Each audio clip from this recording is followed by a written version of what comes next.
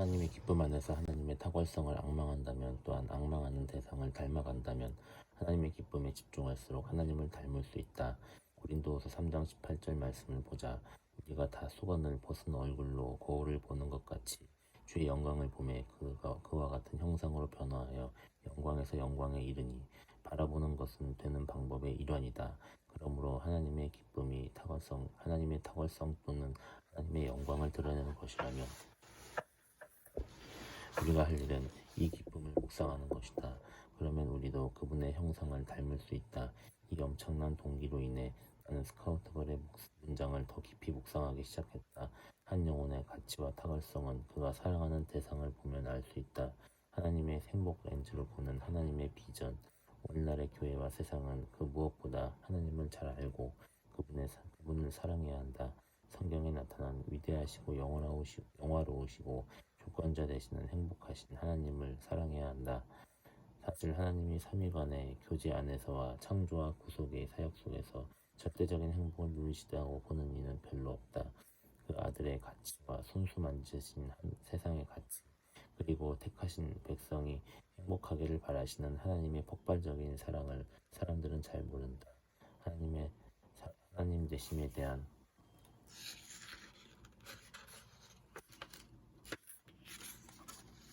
그분의 즐거움을 사람들은 온 세계 예배의 처소에서 마땅히 경외로움과 열정으로 노래해야 하지만 누구도 노래하지 않는다. 나는 이 책을 통해 하나님의 행복이라는 렌즈로 본 하나님의 비전을 전하려고 한다. 더 많은 사람이 하나님의 기쁨을 묵상하기를 기도한다. 그렇게 함으로써 하나님의 탁월성과 영광에 초점을 맞출 수 있는 것이다. 이 길을 따라가면 우리 영혼은 갈수록 하나님을 만족할 것이며 점차 하나님의 형상을 닮아갈 것이다. 그리고 하나님의 영광은 교회의 선교 사역을 통해 온 세상에 분명해질 것이다. 이 책의 개관, 각 장이 다음 장의 기초가 되도록 책을 구성했다. 처음 6장은 전적으로 하나님께 초점을 맞추었다. 하나님의 성품과 더불어 하나님 사역을 통해 누리시는 하나님의 기쁨에 초점을 맞추었다. 영원으로부터 하나님이 삼위의 교제 속에서 행복하셨다는 가장 기초적인 진리에서 시작한다. 이자가 충족적인 하나님의 환희를 마르지 않는 샘으로부터 우주를 창조하시고 그분의 영성을 알리시고 한 민족을 택하시고 그 아들을 상하게 하신 하나님의 모든 주권적인 사역을 행하실 하나님의 자유가 흘러나온다. 7장은 매우 중요한 부분이다. 택하신 백성의 반응에 대한 하나님의 기쁨에 초점을 맞춘다.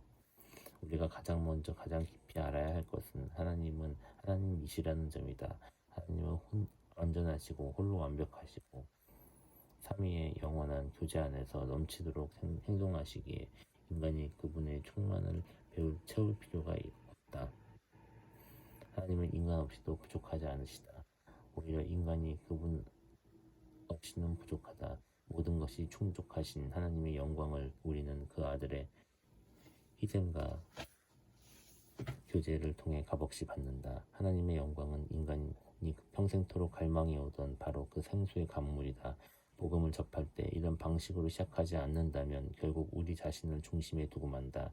하나님의 가치가 아니라 우리의 가치가 복음의 원동력인 줄 아는 오류를 범하는 것이다. 하지만 좋은 소식, 복음이 있다.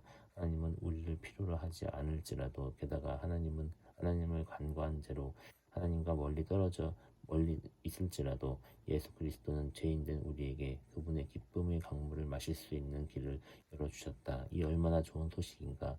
결국 하나님이 우리 인간의 모든 목마름을 채워주는 해답이 되신다.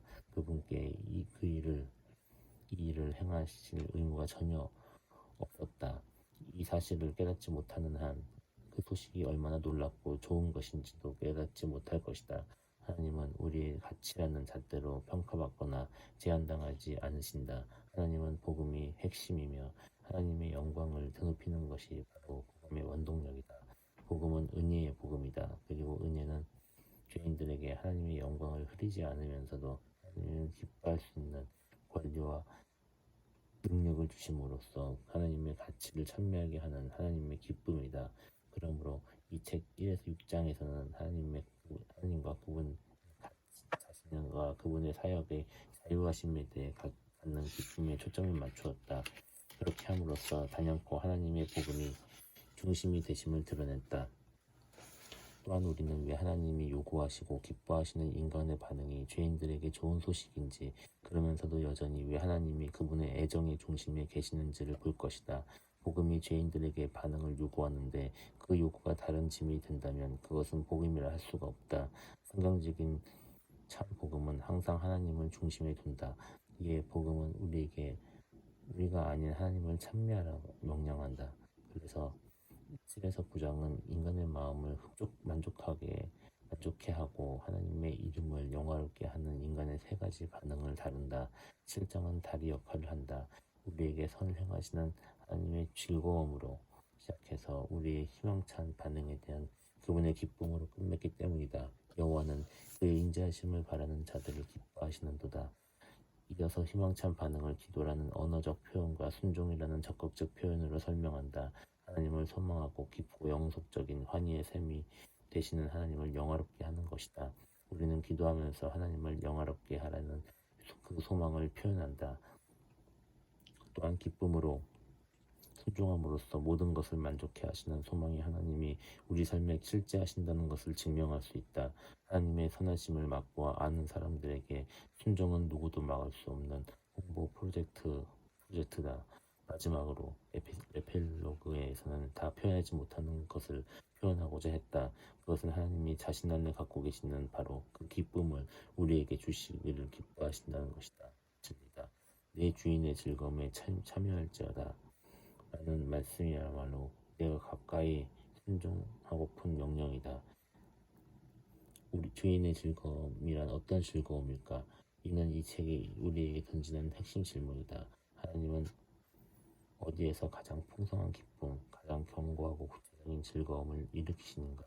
영원하신 하나님께 대상이 바르고 결과가 온전한 애정은 무엇인가? 하나님의 기쁨은 무엇인가?